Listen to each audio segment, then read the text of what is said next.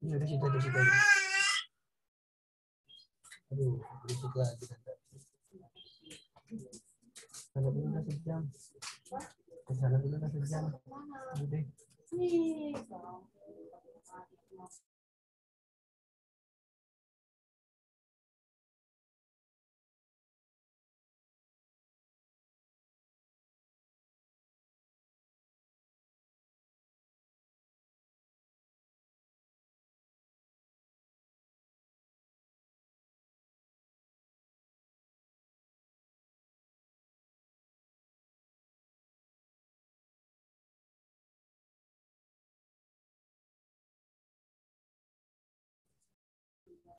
Ya, kita mulai ya. Assalamualaikum warahmatullahi wabarakatuh. Waalaikumsalam warahmatullahi wabarakatuh. Saya off kamera ya. Saya sebelum materi ingin menyampaikan mohon maaf lahir dan batin, masih ada sisa-sisa lebaran nih untuk kita semua. Mohon maaf lahir batin. Semoga kita selalu diberikan kesehatan, kemudahan dalam hal apapun. Berkaitan dengan pertemuan hari ini, saya mohon maaf kemarin memang ada urusan mendadak banget di paginya itu ya, dan nggak memungkinkan untuk bisa kejar kita jam 14.00 untuk mulai perkuliahan. Hari ini bisa dilakukan di pagi ini. Kita ingin pertemuan hari ini, kalau dilihat dari materinya sangat asik sekali karena ngebahas yang berkaitan dengan kita semua gitu, yang berkaitan dengan hak kita lah gitu ya. Karena yang kita bahas adalah hak asasi manusia. Hak asasi manusia yang kita akan bahas, bagaimana nanti kita paparkan. Kemudian berkaitan dengan persiapan UTS kalian, sepertinya yang tadinya apa ya, kayaknya berubah-berubah ya kebijakan terkait dengan model atau tipe soal yang diberikan untuk keluarga negara. Nampaknya tidak menjawab soal yang multiple choice atau esai, enggak. Ada cara lain gitu untuk bisa menguji mahasiswa. Tapi saya berkeyakinan bahwa anak-anak saya bisa melewati itu dengan baik lah ya. Saya punya riwayat yang sangat bagus untuk ujian kewarganegaraan itu. Anak-anak STAN itu wawasan kebangsaannya luar biasa.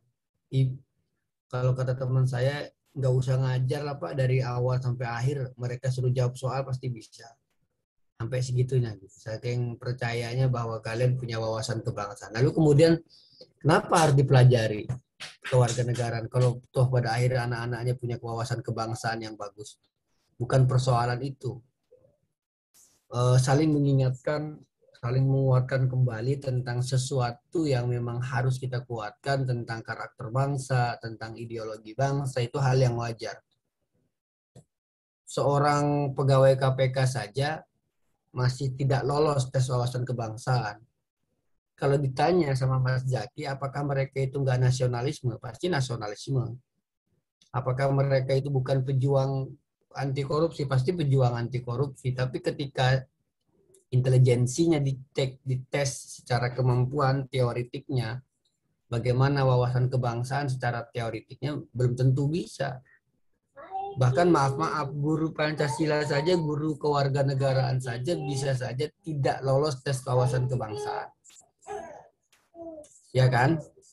Nah, karena nasionalisme, sikap cinta tanah airnya belum bisa menjamin kemampuan teoritiknya di dalam implementasi keilmuan. Ini yang saya sampaikan. Tapi kalau anak-anak STAN, jangan sampai kebalik. Jangan sampai tes wawasan kebangsaan, memahami teori tentang kebangsaan ini hebat, tapi ketika implementasinya nggak hebat. Jangan sampai. Kalian harus dua-duanya balance seimbang. Misalkan harus bisa membuktikan bahwa saya lulusan, saya PNS, saya ASN, lolos tes wawasan kebangsaan, Tapi saya juga harus membuktikan bahwa sikap saya Indonesia. Sikap saya harus menggambarkan karakter bangsa Indonesia. Itu ya teman-teman ya. Jadi saya percaya bahwa kalian bisa menyelesaikan UTS itu dengan baik. Apapun jenis soal yang dikerjakan. Oke, kita akan membahas hari ini tentang hak asasi manusia. Materi ketujuh ini menarik sekali dan gampang banget untuk kita diskusikan secara bersama karena setiap hari isu dan perkembangan hak asasi manusia itu selalu ada, selalu berkembang. Bahkan seperti kegiatan rutinitas ya, setiap lebaran itu, setiap puasa itu kita selalu tidak pernah lupa dengan istilah Save Palestine gitu. Itu karena memang seperti agenda tahunannya Israel untuk bermasalah dengan Palestina, entah itu siapa yang memulai ya. Tapi yang jelas yang kita tidak suka itu adalah adanya kehilangan nyawa, baik itu warga Israel, baik itu warga Palestina. Kita tidak mau tahu, saya nggak mau tahu siapa yang lebih dulu memulai aksi itu. Tapi yang jelas menurut saya kedua-duanya sudah menghabiskan nyawa orang lain dari konflik tersebut. Harapan kita ke depan adalah tidak ada lagi penjajahan di atas dunia, tidak ada lagi nyawa seseorang menjadi korban hanya karena ambisi kelompok, ambisi hanya karena korban ideologi gitu ya, korban apa yang lain yang membuat nyawa seseorang harus hilang. Teman-teman perlu diketahui bahwa Indonesia merdeka, ingin waktu detik-detik kemerdekaan atau pada saat merumuskan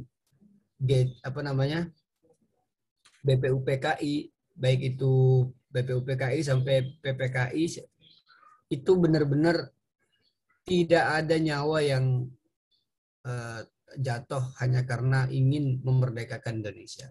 Tapi sebelumnya memang iya, kita berjuang mati-matian mengusir para penjajah, melawan para penindas di berbagai pelosok tanah air, itu betul. Tapi pas menjelang detik-detik kemerdekaan, itu Soekarno tidak ingin ada pertumpahan darah dari kemerdekaan kita. Jadi itu sebenarnya udah bosan, Indonesia sudah bosan kehilangan banyak nyawa hanya karena ingin berjuang. Tapi bisa nggak dengan cara-cara yang lebih arif, lebih nyaman, lebih santai, tapi pasti untuk merdeka. Nah, ini yang saya ingin sampaikan bahwa nyawa seseorang, satu orang pun itu sangat berharga untuk kita tetap jaga satu sama lain.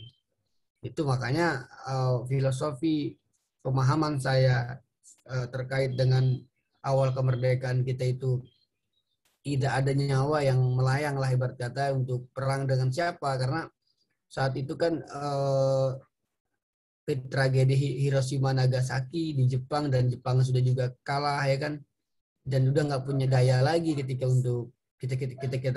kita ingin lawan. Maka kemudian Indonesia tinggal bilang aja kita ingin merdeka tanpa ingin ada pertumpahan darah lagi gitu ya. Kalau dulu mungkin ada perlawanan, sekarang udahlah kamu kalah gitu ya, bahasa kasarnya ya. Udahlah kamu kalah, negaramu hancur, kita ingin merdeka tanpa ada perpecahan lagi, nggak ada perlawanan lagi. Ya meskipun sebenarnya di beberapa titik ada saja yang menjadi korban, tapi itu bukan suatu gerakan yang diinginkan. Itu ya teman-teman ya, sebagai pengantar awal bahwa kita akan membahas tentang hak asasi manusia.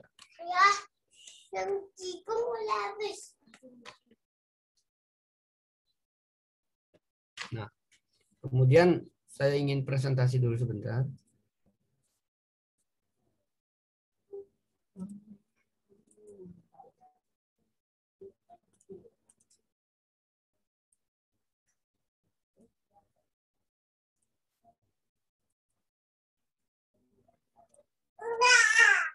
Hak asasi manusia, ya hukum dan hak asasi manusia. Nanti kita bahas tentang ini semua. Hak asasi manusia itu secara definitif gitu.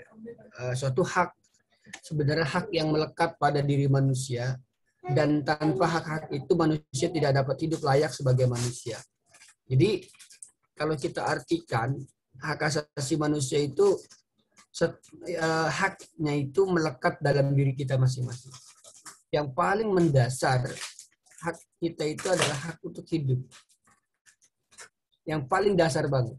Ketika manusia itu hidup, maka kita bisa mendapatkan hak-hak yang lain, hak untuk bergaul sama teman, berkumpul dan sebagainya. Itu ngikut aja.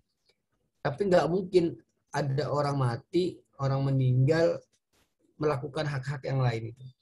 Maka kemudian hak untuk hidup itu adalah hak yang paling dasar yang melekat dalam diri manusia, dan itu pemberian Tuhan. Ada filosofi apa namanya? Seorang filsuf mengatakan itu pemberian Tuhan, sehingga siapapun yang melanggarnya sama saja melanggar perintah apa keinginan Tuhan. Makanya membunuh itu dalam agama saya itu benar-benar hukumannya berat lah gitu. Dosa besar membunuh manusia. Berat. Kemudian kemungkinan agama lain juga kayaknya sama ya, punya menjadi dosa besar ketika menghabiskan nyawa orang lain. Betul ya Julia ya? Membunuh nggak boleh ya gitu. Artinya itu saking seriusnya bahwa hak asasi manusia itu karena pemberian Tuhan, dianggap pemberian Tuhan, maka siapapun yang melanggarnya tidak hanya sekedar melanggar ketentuan hukum yang ada di negara itu, tetapi menjadi ketentuan melanggar ketentuan Tuhan. Bahwa manusia itu harus hidup. Manusia itu harus bisa bertahan hidup sesuai dengan keinginan Tuhan. Jangankan udah lahir ya. Belum lahir aja manusia itu dijaga sejak kandungan. Kenapa orang melakukan aborsi itu di penjara secara ilegal ya? Kalau misalkan aborsinya dilakukan demi kesehatan, ada sesuatu yang harus dilakukan aborsi karena misalkan kesehatan orang tuanya, itu boleh dilakukan aborsi secara legal. Tetapi yang dilakukan secara ilegal, membunuh calon manusia yang kehadirannya tidak ditunggu atau keberadaannya tidak diharapkan, itu sebenarnya melanggar hak asasi manusia meskipun dia belum lahir. Karena dia calon manusia yang akan berinteraksi dengan kita. Itu hak asasi manusia. Melekat sekali dengan diri kita. Makanya mengancam untuk membunuh orang lain saja nggak boleh, apalagi membunuh. Mengancam itu udah dipidana. Artinya saking seriusnya, saking sadarnya bahwa semua orang itu hak untuk hidup itu betul-betul melekat dalam diri kita. Kemudian hak yang dimiliki manusia yang telah diperoleh dari dan dibawanya bersamaan dengan kelahirannya atau kehadirannya di dalam kehidupan masyarakat. Jadi menurut Tilar ya seperti itu, bahwa hak yang dimiliki manusia itu yang diperoleh sejak lahir bersama kelahirannya. Itu namanya hak asasi manusia. Hak untuk hidup, hak yang paling dasar. Semua orang boleh untuk hidup, nggak boleh membiarkan orang terlantar, kelaparan, itu nggak boleh. Sifatnya sangat universal, karena diyakini bahwa beberapa hak dimiliki tanpa perbedaan atas bangsa, ras, agama, dan jenis kelamin. Namanya manusia, apapun manusianya, dari manapun bangsanya, apapun bentuk rasnya, apapun pilihan agamanya, dan seperti apapun jenis kelaminnya, itu yang namanya manusia itu wajib yang namanya untuk hidup. Tak peduli dia bangsa apa, tak peduli dia ras mana, memilih agama apa, dan sebagainya. Ini harus kita pahami bahwa itulah sifat hak asasi manusia.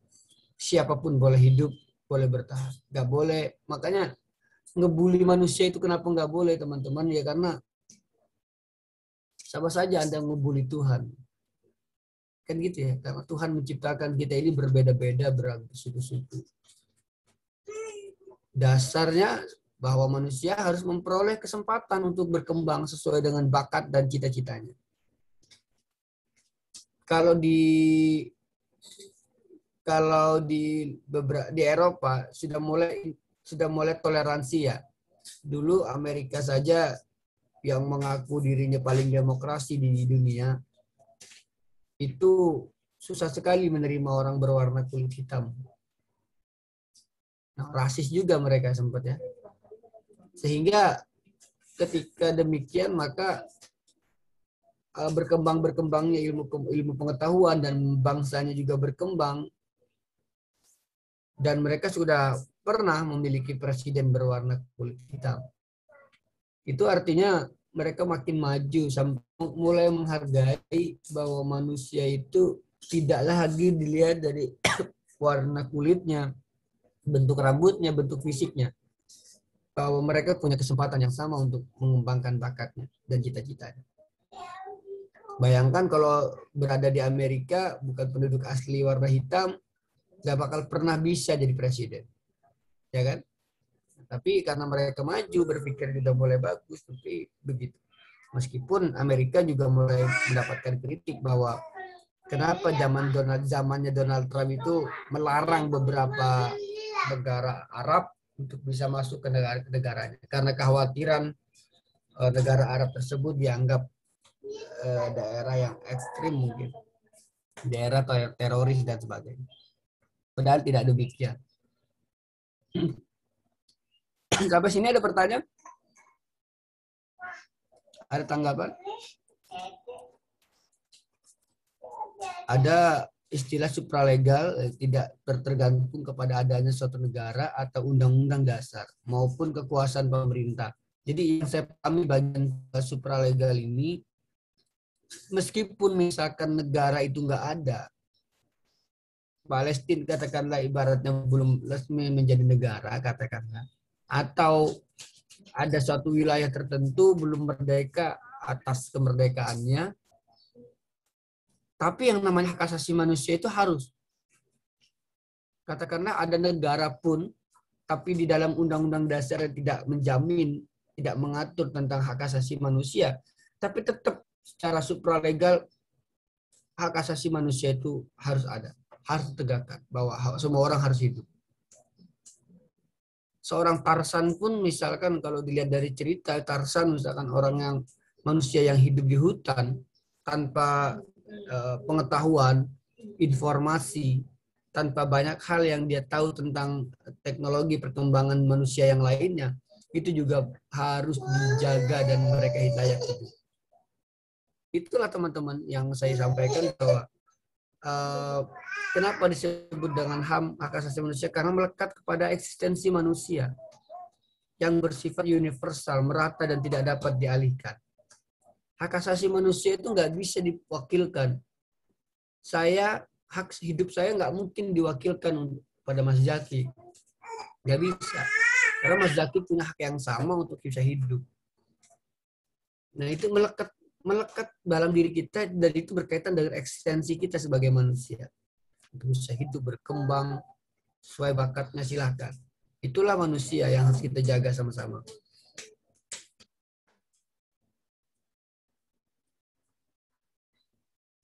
Makna dan hakikat HAM bagi bangsa Indonesia. Jadi Indonesia itu sangat serius sekali mengedepankan hak asasi manusia dengan melakukan hal ini. Pada saat proklamasi kemerdekaan Indonesia 17 Agustus, sebenarnya ada istilah deklarasi HAM sekalian di sana. Mengapa demikian? Karena di dalam pembukaan Undang-Undang Dasar itu kita sangat mengecam yang namanya penjajahan. Bahwa kita punya kebebasan dan kemerdekaan, dan itu sudah haknya kita sebagai bangsa. Keseriusan kita terhadap hak asasi manusia itu betul-betul terlihat dari beberapa peraturan presiden yang benar-benar peraturan pemerintah, undang-undang dasar yang betul-betul menjamin hak kita untuk manusia. Dasar Negara Kesatuan Republik Indonesia Pancasila juga mengatakan bahwa manusia itu harus adil dan beradab. Kita harus sebagai manusia harus mendapatkan pemberlakuan yang adil, tentu dengan sikap-sikap yang beradab. Tidak hanya kita yang beradab, teman-teman. Tidak hanya kita yang harus beradab, tapi orang lain melayani kita, menyikapi kita, merespon kita, bersosial dengan kita dengan dasar, tentu harus dengan dasar kemanusiaan. Dan itu harus adil dan beradab. Tidak harus kita yang dituntut beradab terhadap orang lain, tapi orang lain juga harus beradab dan beretika dan harus adil terhadap kita semua. Itu dasar negara kita saking seriusnya tentang kemanusiaan. Bahwa semua orang harus hidup adil, harus hidup. Gitu. Yang ketiga, membuka undang-undang dasar pun juga sama. Di dalam kaidah-kaidah tertentu, misalnya memahami bangsa Indonesia terhadap HAM. Kemudian Undang-Undang Dasar 1945, hak individu, hak sosial, dan hak politik. Hak untuk memperoleh pengajaran, kebebasan berserikat, berkumpul, dan mengeluarkan pendapat, persamaan warga negara di depan hukum. Jadi idealnya memang karena semua orang itu bisa hidup, gitu ya, bisa hak untuk dapatkan kehidupan bersosial, ekonomi, politik, maka di depan hukum pun harus sama. Nggak boleh ada pemihakan, harusnya dan idealnya demikian. Kalau masalah realitanya tidak demikian, itu bukan persoalan dasar kita berbangsa, tapi persoalan integritas para pelaksana para pelaksana negara ya. Secara operasional ada jaksa, mungkin ada pihak kepolisian yang secara operasional mengedepankan hukum. Namun memang kenyataannya tidak profesional, dianggap tidak baik, dianggap tidak adil, yaitu persoalan ke individunya. Individu si penegak hukum. Bukan lembaganya. Kepolisiannya sudah bagus sebenarnya. Tapi kalaupun ditemukan ada persoalan-persoalan yang kurang bagus, maka itu lebih kepada individu, kemampuan individu di dalam menjalankan tugasnya. Bisa saja anak stan juga melakukan kesalahan di dalam bekerja, penyimpangan itu bisa saja. Tapi apakah nyalahin lembaganya? Enggak. Misalkan alumni stan korupsi. Apakah nyalahin stannya? Sebenarnya tidak. Kita sudah ngasih banyak hal ya. Pengetahuan tentang barangkali tentang anti korupsi, tentang Pancasila, kewarganegaraan, suatu keilmuan yang memang dijadikan basic buat kita semua, dasar untuk kita bekerja. Namun realita ketika nanti bekerja ada saja yang kasus, tidak bisa nyalain STAN juga. STAN sudah menyiapkan kurikulum khusus agar mereka bekerja dengan baik. Ilmuwan sudah dapat lah. Akhirnya tidak bisa menyalahin lembaga. Indonesia itu korupsi, bukan Indonesia yang korupsi, tapi individunya yang memimpin instansi itu yang korupsi.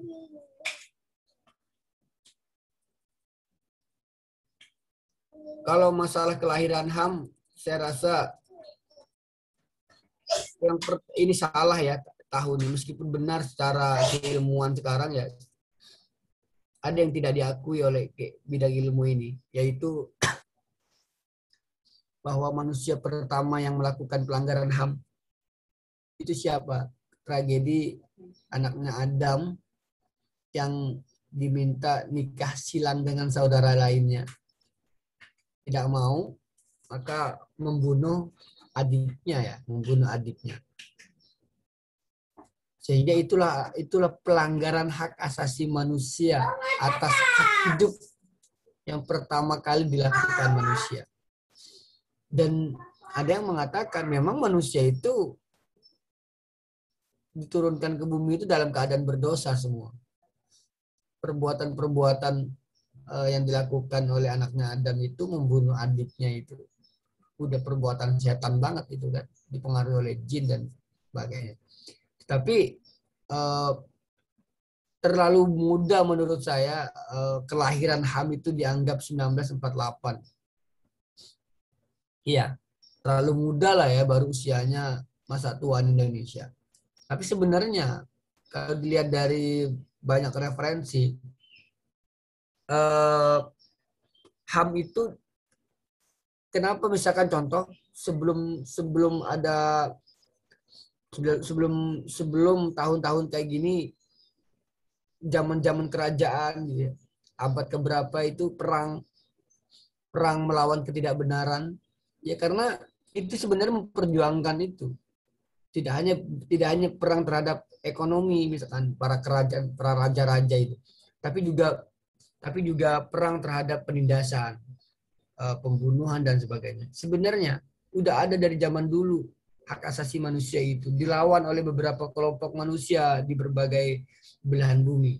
Hanya saja karena ini penting, hak asasi manusia itu penting, hak untuk hidup itu penting, maka PBB melakukan kayak semacam menginisiasi lah bahwa hak asasi manusia itu dideklarasikan secara legal.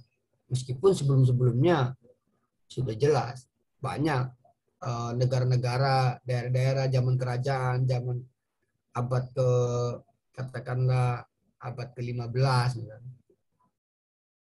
Sudah banyak juga dari abad situ juga sudah mulai banyak berjuang zaman para nabi, bahwa zaman kerajaan Mesir Firaun membunuh setiap kali anak laki-laki lahir, ya kan? Itu kenapa Nabi Musa melakukan pemberontakan atas kekejaman Firaun. Itu sebenarnya karena ada sesuatu yang tidak menarik. Yang menurut saya di zaman Firaun itu yang benar-benar memberontak dan melawan terhadap kemanusiaan itu istrinya Firaun sendiri. Ketika menyelamatkan Nabi Musa agar tidak dibunuh oleh Firaun dan dijadikan anak angkat. Di situ menurut saya penyelamat hak asasi manusia di zaman itu, karena istrinya Firaun itu nggak mau lagi suaminya ngebunuh setiap kali anak laki-laki lahir di wilayah Mesir, sehingga Nabi Musa tumbuh besar dipelihara oleh Firaun dan membunuh Firaun. Gitu kan? Membunuh Firaun karena bukan membunuh karena Tuhan sebenarnya yang membunuh, ya. Karena dia terjebak di dalam satu lautan. Firaun terjebak dalam satu lautan di tengah-tengah lautan di Mesir. Itu kan? Itu mengejar kaumnya Musa. Nah, ini menurut saya upaya tahun yang dimaksud dari 10 Desember 1948 ini terlalu muda lah ya untuk seorang manusia, untuk kelompok manusia di belahan bumi lain untuk berjuang atas hak asasi manusia. Cuman memang karena situasi zamannya mungkin berbeda sehingga tidak sehebat tahun-tahun 1948. Ketika 1948 udah mulai maju, bangsa-bangsa lain sudah bisa berkomunikasi antar dunia barangkali. Dibuatlah satu kesepakatan bersama. Apa tujuannya? Ada di situ memuat hak asasi, hak sipil, hak politik, hak ekonomi, hak sosial, dan hak kebudayaan. Awalnya deklarasi ini hanya meningkat secara formal dan moral anggota PBB. Tetapi sejak 1957 dilengkapi dengan 3 perjanjian. Inilah 3 perjanjian. Itu tidak peduli 3 perjanjian ini. PBB harus mampu menjalankan ini sebenarnya.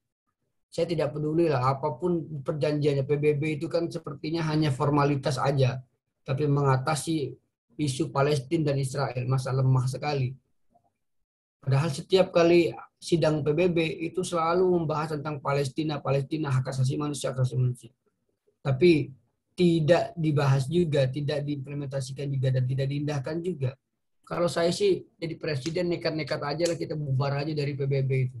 Kita bikin kelompok negara-negara di ASEAN aja lah. Gak apa-apa, kita pernah punya riwayat keluar dari PBB kok. Tahu kan, teman-teman tahu kan? Kita pernah punya riwayat keluar dari PBB. Tahun berapa itu? Ayo, zaman siapa itu? Presiden. Masih dengar nggak? Masih ingat nggak guru sejarah bercerita? Siapa yang ingat di zaman presiden siapa? Soekarno kayaknya, Pak. Nah, zaman Soekarno. Hanya Soekarno. Persoalan kira-kira apa? Masih ingat nggak? Hanya karena apa persoalan? Ulah siapa itu? Kita ada masalah sama Malaysia kan? Itu kasusnya lah. Nanti cerita pahamnya sendiri lah itu. Artinya kita punya riwayat untuk pernah punya cerita dan sejarah keluar dari PBB. Berani. Ngapain takut? Ya kan? Mukul presiden yang mungkin yang pernah pertama kali di dunia yang pukul meja, menggebrak mejanya PBB pada saat sidang PBB itu ada Soekarno. Ya, itulah yang saya sampaikan. Ini terkait dengan data-datanya, tinggal dipelajari saja ya.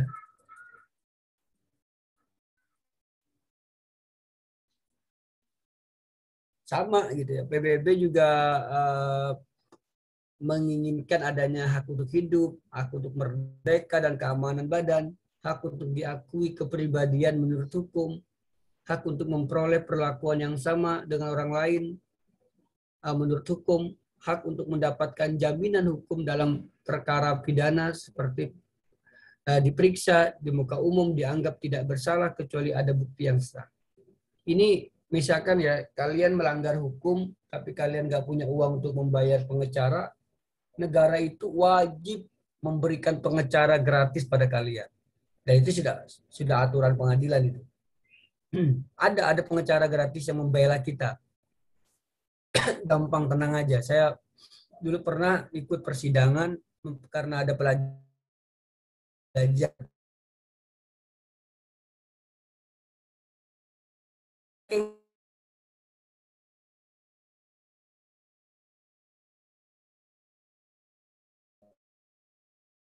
Jadi nggak perlu takut.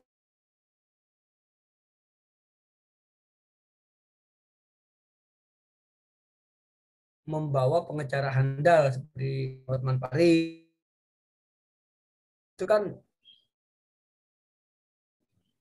lebih galak lagi karena dia punya nama dan sebagainya. Padahal sebenarnya sama aja, membela hak kita. Ada pengacara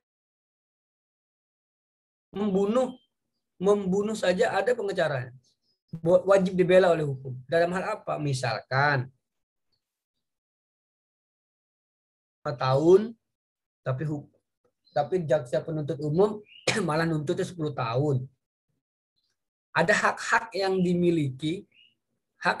dimiliki oleh si tersangka atau terdakwa itu harus dijaga juga ternyata meskipun dipelanggar hukum. Saking serius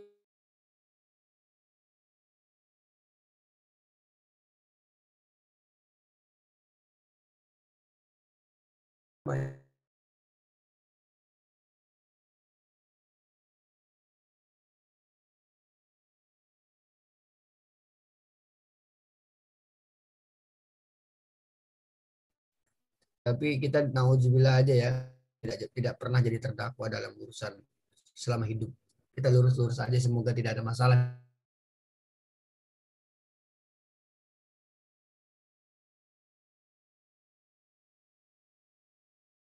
Kamu boleh keluar negeri, kamu boleh umroh, kamu boleh jalan-jalan keluar negeri, itu boleh. Hak untuk mendapatkan, tapi menurut saya gini, hak untuk masuk dan keluar wilayah suatu negara. Ini Amerika zaman Donald Trump melanggar poin ke-6. Karena Amerika melarang negara-negara tertentu di bagian Arab itu yang dilarang masuk warganya ke Amerika. Yang ketujuh, hak untuk mendapatkan hak milik atas nama benda. Kalian boleh memiliki kendaraan, kalian boleh memiliki Anda, itu sangat boleh. Iya teman-teman. Hak untuk bebas itu diaktualkan dalam bentuk sistem demokrasi, bahwa kita punya kesempatan yang sama untuk mampu memberikan pemikiran kepada siapapun dalam bentuk apapun. Nggak boleh takut, meskipun realitanya ada yang salah dalam menyampaikan pikirannya. Menyampaikan pendapat tidak boleh dengan cara yang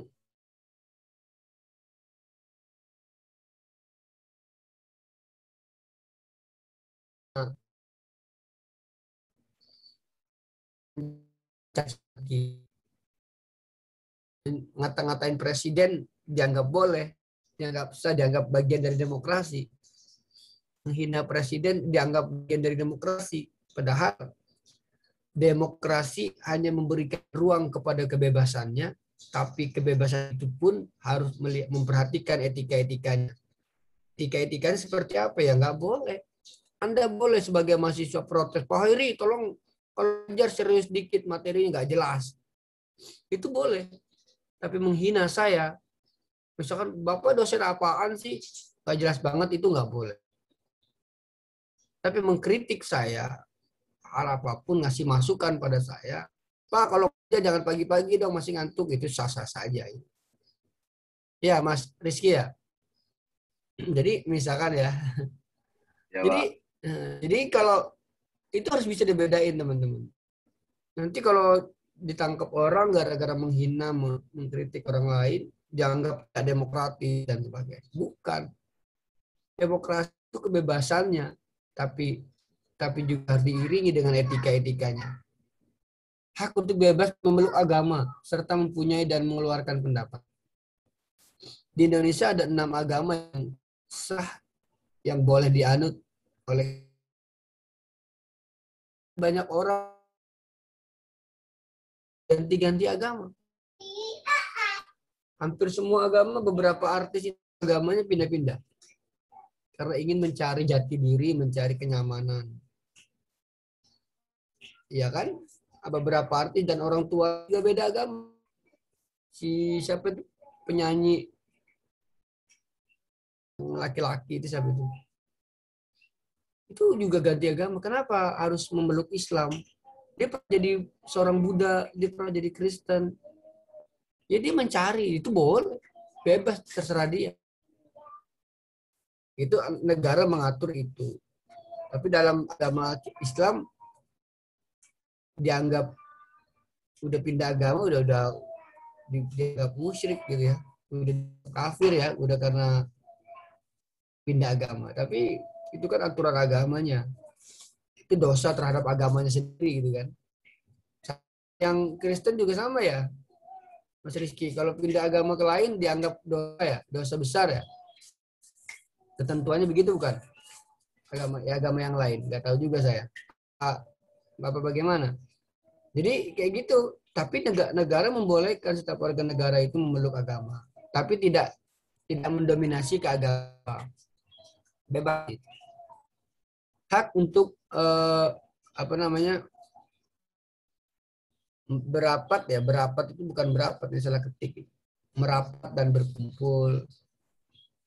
Hak untuk mendapatkan jaminan sosial, hak untuk mendapatkan pekerjaan, hak untuk berdagang, hak untuk mendapatkan pendidikan, hak untuk turut serta dalam gerakan kebudayaan dalam masyarakat, hak untuk menikmati kesenian dan turut serta dalam kemajuan keilmuan. Jadi itu kita tuh banyak sekali untuk hidup. Untuk bisa berkumpul, silakan Anda berkumpul, silakan Anda bikin komunitas tertentu. Kamu juga wajib mendapatkan sosial dan sekitar.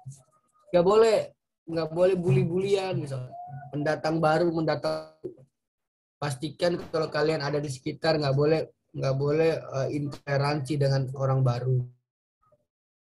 Nggak boleh gue ini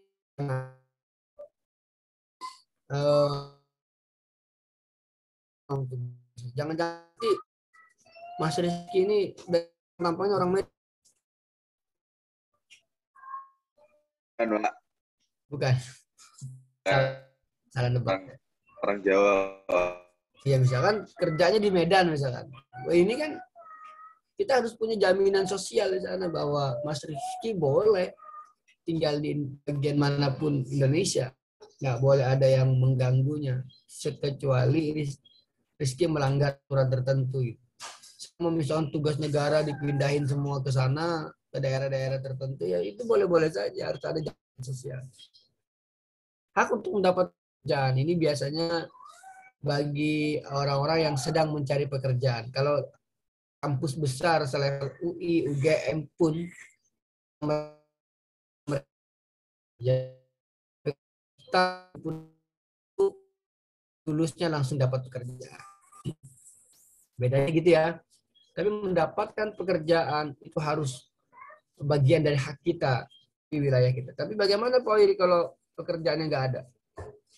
Pekerjaan itu ada, yang nggak ada itu biasanya kemampuan kita untuk masuk pada kualifikasi itu. Saya selalu sampaikan begitu kepada teman-teman. Kepada teman-teman yang misalkan contoh ya, pengangguran, teman sekitar saya. Ini negara ini nggak bisa ciptain lapangan pekerjaan. Bla bla bla lah ngomongnya, curhat. Saya sampaikan sebenarnya pekerjaan itu ada, tapi terkadang kita lah kualifikasi kita yang nggak mencukupi dan nggak memungkinkan untuk bisa masuk pada pekerjaan itu. Katakan lulusan SMP, katakanlah dia lulusan SMA, agak sulit sekarang untuk mampu bekerja di pekerjaan yang ini, yang lebih bagus. Begitu. Nah, sedangkan yang lulusan SMA ini udah enggan sekali ya bekerja keras, bekerja fisik, misalkan kayak petani, jadi buruh, udah susah. Geng. Ya, saya kata teman-teman, mendapatkan pekerjaan, kalau ada teman kamu siapapun yang nggak dapat kerjaan hanya karena dia posisinya nggak mencukupi, ya begitu aja. Ada pekerjaan itu, tapi kualifikasi kita nggak memungkinkan untuk bisa ke sana. Ke-13 itu untuk hak untuk berdagang. Semua orang boleh punya usaha, boleh berdagang, bahkan ada kementeriannya tersendiri ya ini. Kementerian Pekerja, ya kan? Kementerian Tenaga Kerjaan, Menteri Perdagangan.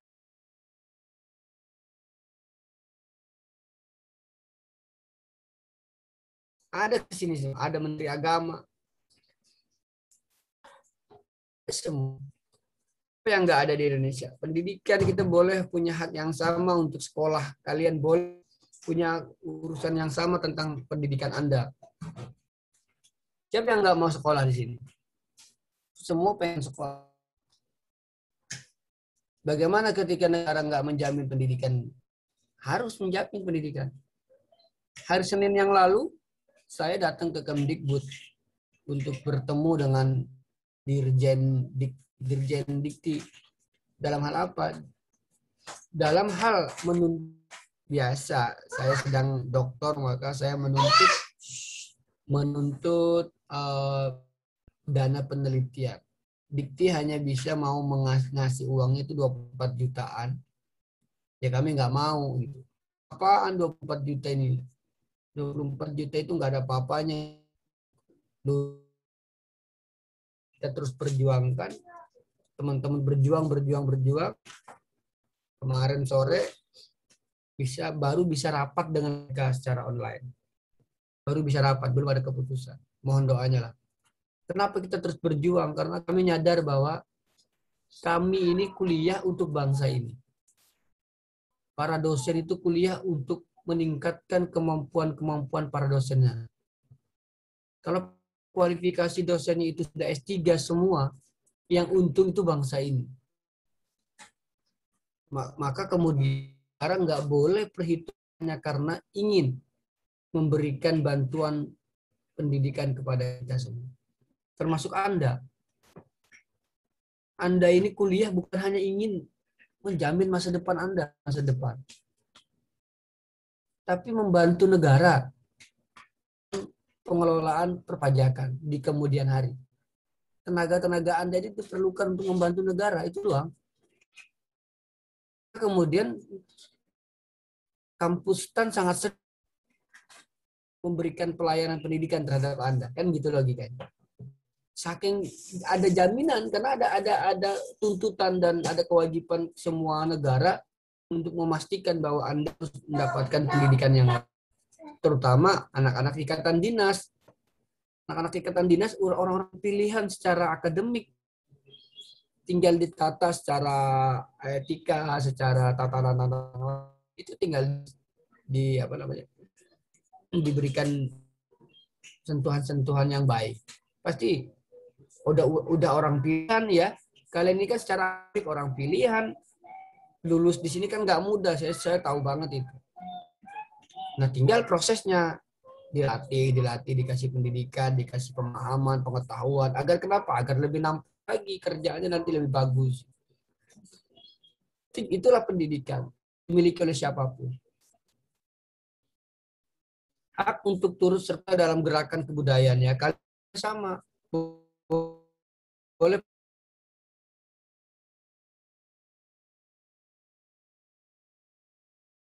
punya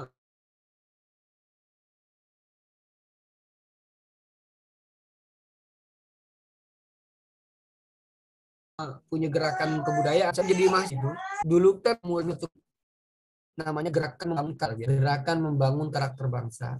Anak-anak jalanan, pengamen-pengamen jalanan itu datang ke UN. Jadi seneng banget. Baru kali ini saya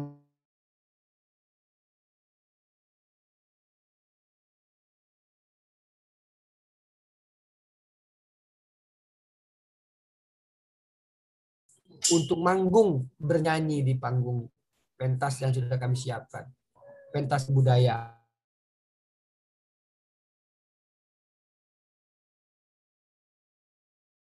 Biasa itu namanya gerakan membangun karakter bangsa.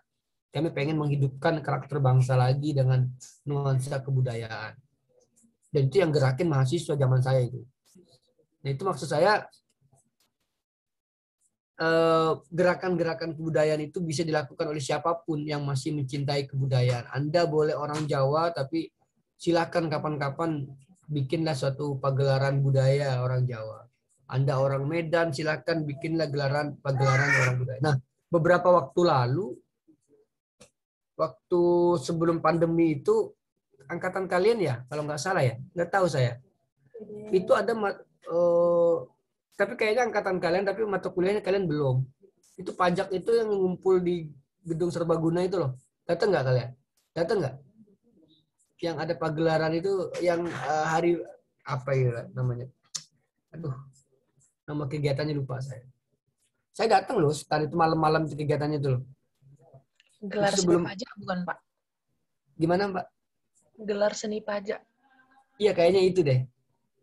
Itu kan saya datang ya itu. Itu luar biasa itu, banyak pagelaran-pagelaran budaya-budaya mahasiswa stan bikin kegiatan. Wah, luar biasa. Saya senang banget itu. Nggak nyangka lah gitu. Nggak nyangka stan kampus apa sih gitu. Kampus ikatan dinas kok masih peduli terhadap kegiatan-kegiatan kebudayaan. Itu luar biasa, makanya saya salut itu. Kalau UNJ, ya wajar lah mereka punya fakultas kesenian. IKJ ngadain kegiatan seni budaya, wajar lah mereka kampus background-nya itu. Tapi STAN ya kan, ibarat kata hanya ngurusin pajak keuangan negara gitu kan. Bea cukai, kok masih bisa fokus pada urusan pagelaran budaya. Bagus sekali, makanya wow.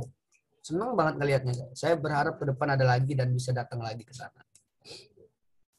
Yang ke-16, hak untuk menikmati kesenian. Ya, itu yang saya katakan, hak menikmati kesenian. Dan turut serta dalam kemajuan keilmuan.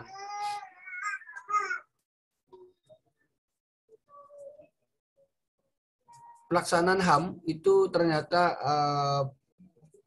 ada dalam arti pragmatis, ideal, dan sebagainya nanti. Pragmatis itu banyak dipengaruhi oleh muatan lokal atau kepentingan subjektif bangsa tersebut. Misal, demi keamanan dan ketentraman, demi pembangunan. Penguasa dengan mudahnya mengabaikan prinsip hak asasi manusia. Misalkan terjadi pembunuhan terhadap seseorang. Tapi pembunuhnya itu mau dikeroyok oleh satu warga, misalkan ya, dikeroyok. Demi keamanan dan ketentraman sekitar, itu bisa dilakukan, polisi tersebut bisa mengamankan orang yang sedang mau dipukul, dikeroyok orang. Ini harus dia membunuh, tapi harus dibunuh juga. Kita tidak sedang menjalankan hukuman yang seperti itu. Kalau membunuh, kita menggunakan hukum positif yang di Indonesia. Maka nggak boleh dibunuh, ya nggak? Di Indonesia kalau membunuh nggak boleh dibunuh kan? Pembunuhnya hanya dihukum sesuai dengan ketentuan hukum. Beda. Ini yang saya ingin sampaikan. Itu pun sesuai dengan kesepakatan keluarganya. Gitu. Ya, dalam arti ideal, negara tidak dibenarkan mencampuri hak asasi manusia setiap warga negara, apalagi menindasnya atau menghilangkannya. Negara tidak dibenarkan mencampuri hak asasi manusia. Jadi kehidupan saya negara nggak boleh ikut campur. Yang boleh itu dilakukan oleh negara itu adalah negara harus mampu menjamin kehidupan saya. Tentang tata cara bagaimana saya hidup, itu negara nggak bisa ikut campur. Saya mau jadi polisi kek, saya mau jadi dosen kek, mau jadi pekerja di pajak kek, itu bukan urusan negara. Negara hanya melayani kita. Apa yang kita inginkan. Oh, ada Mas Jaki pengen jadi PNS di STAN, di Kementerian Keuangan, wilayah Kementerian Keuangan, ya. Mas Jaki jalurnya harus ikut kuliah di STAN. Dan negara harus menyiapkan itu. Gitu aja. Tapi negara nggak boleh nyuruh saya jadi polisi, uang saya nggak minat kok. Misal, kayak gitu. Itu yang kayak gitu-gitu, teman-teman. Jadi, nggak boleh mencampuri hak kita. Memaksakan kehendak, kamu jadi tentara ya, harus. Di kampung ini harus 10 orang jadi tentara, wajib semua. Ini orangnya, itu nggak boleh. Indonesia itu katanya berpandangan bahwa kemajuan dan perlindungan hak asasi manusia berdasarkan sosial budaya dalam membangun merupakan suatu kesatuan yang tidak dipisahkan, baik penerapan, pemantauan maupun pelaksanaan. Berikutnya pasal 1 ayat 3, pasal 55 dan pasal 66 Piagam PBB juga sama. Upaya kemajuan perlindungan hak asasi manusia itu harus dilakukan melalui satu kerjasama internasional yang berdasarkan pada prinsip saling menghormati, kesederajatan dan hubungan antar negara serta hukum internasional yang berlaku. Tapi kenyataannya memang gitu ya.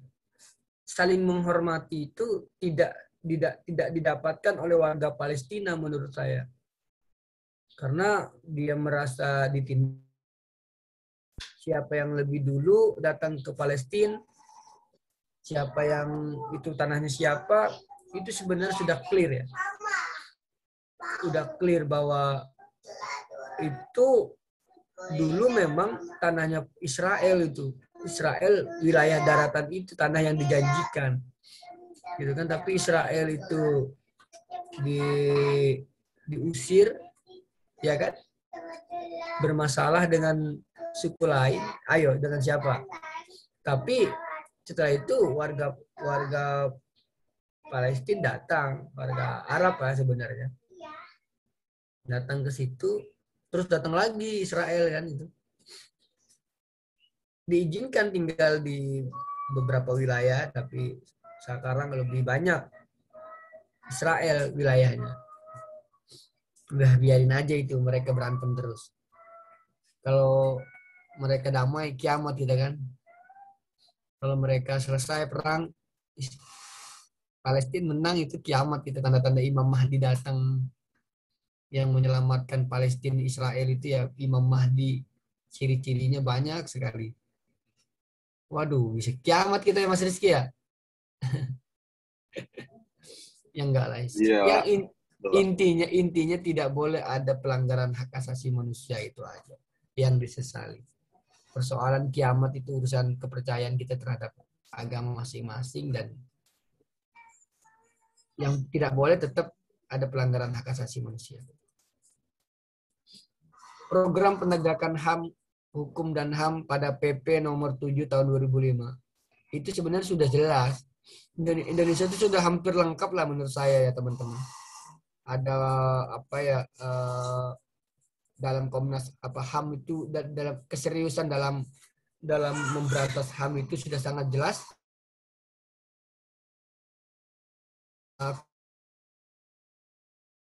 Keberadaannya sudah jelas, ini ada prosesnya. Kenapa harus ada Komnas HAM? Ya karena keseriusan kita untuk menegakkan hak asasi manusia, menjamin hak asasi manusia. Kalau kalian merasa ada hak asasi manusia yang hilang, Kalian boleh melaporkan ke Komnas HAM dan sebagainya. Ada pelanggaran HAM, silakan melalui Komnas HAM. Itu demi kebaikan kita bersama dan memastikan jaminannya memang ada.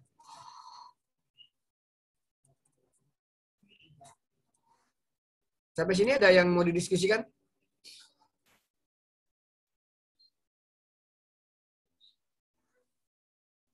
Upaya negara kita dengan negara lain sama-sama dalam meningkatkan upaya menangani hak asasi manusia itu bisa dilakukan dengan kita melakukan hubungan bilateral dengan negara-negara lain, hubungan regional dengan negara lain, kerjasama regional dengan negara lain, peningkatan Komnas HAM Indonesia, Malaysia, Filipina, Thailand itu dilakukan, kerjasama internasional lainnya pada saat sidang PBB mengenai hak asasi manusia, menolak segala bentuk resolusi yang ditujukan pada negara tertentu. Jadi kenapa Palestina begitu kekeh kita bela? Karena Israel melakukan resolusi terhadap negara tetangganya. Ini tidak boleh dan kita harus siap bela. Siapapun sebenarnya nggak harus Palestina yang mendapatkan layanan pembelaan dari negara Indonesia. Bahkan Indonesia bisa mengklaim negara paling konsisten dalam membantu Palestina secara kemanusiaan, secara sosial, secara kesehatan dan sebagainya. Tapi ada pertanyaan, saya pernah nonton YouTube dan itu bagus sekali penjelasannya. Apa penjelasannya?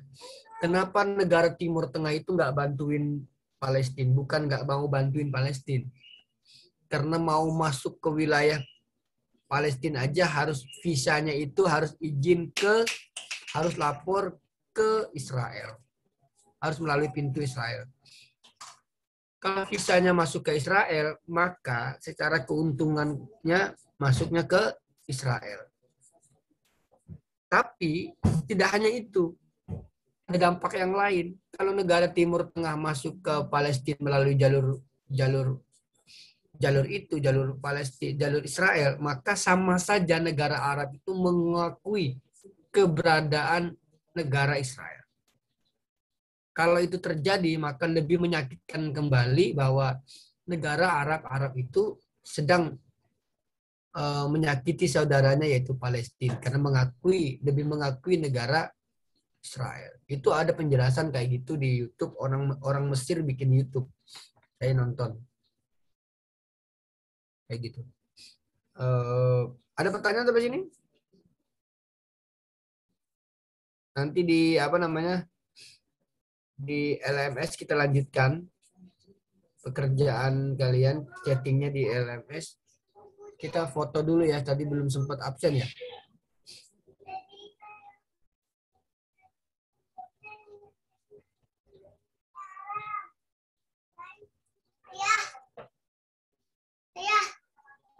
Sebentar ya.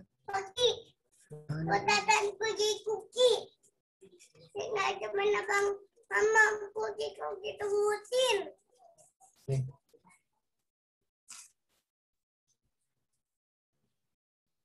Kita foto dulu sebentar. Sebelum tes, waduh Mas Lintang ini rambutnya oke sekali ya Mas Lintang.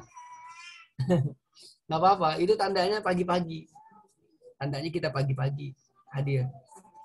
Ya, saya di daerah saya hujan dari tadi, saya off cam itu hujan dari kemarin, jadi sinyal susah sekali, wifi juga susah mut-mutan lah. 1, 2, 3. Bentar, santai.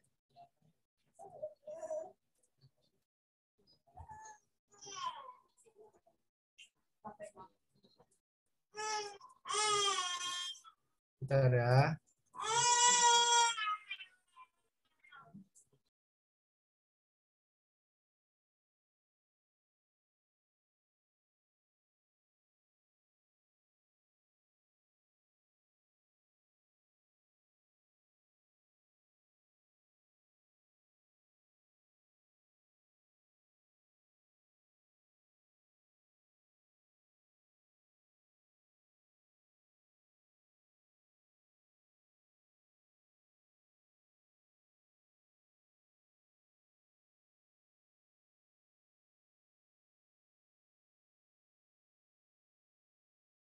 Oke.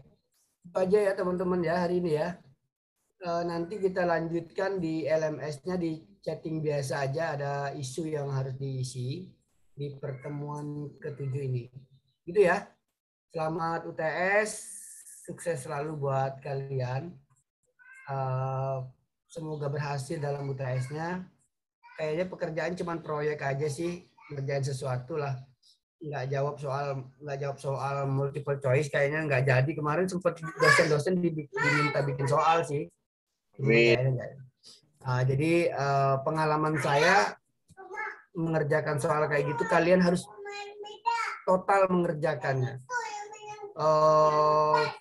Total itu maksudnya kerjakan saja yang bisa kamu kerjakan. Jika memang ya, jawabannya cuma kayak esai aja sih, jawab aja gitu, nggak perlu, jangan sampai ada yang kosong.